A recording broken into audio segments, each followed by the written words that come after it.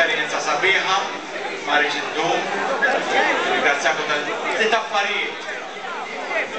affarijiet. L-ewwel waħda. Dejjem ftakru li jekk għandkom l-esperjenza tal-Mulej Ġesu, hemm min qiegħed jistenna anki jekk ma jgħidilkomx biex titkellmu fuq il-Mulej Ġesu.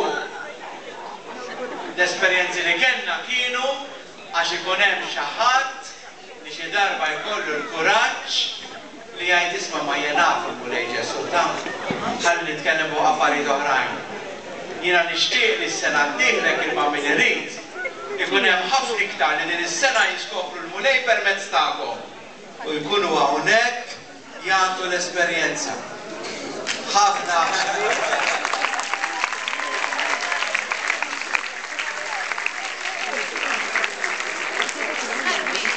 Tieni ħaġa, kumment li smajt hemm barra.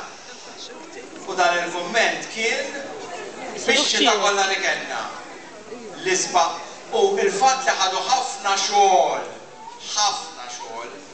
u forsi mużajniex, kien hemm xi ħadd għalli l-isbaħ esperjenza kien membri tal-gruppi differenti naħdmu flimkien biex nippreparaw din il-ġurnata.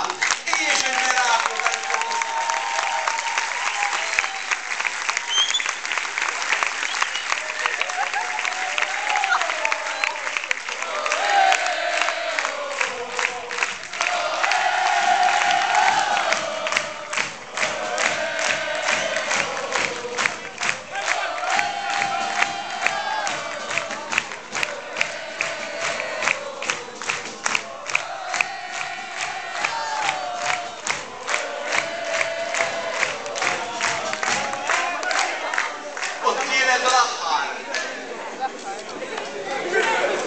ċertu art tal-missjoni.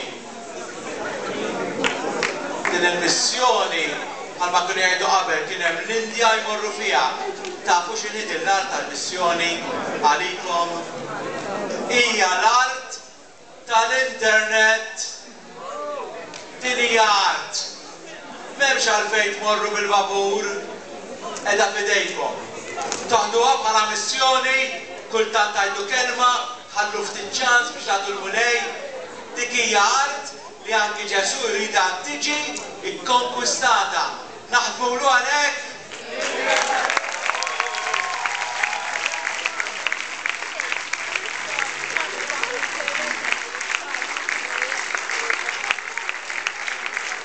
Grazzi ħafna.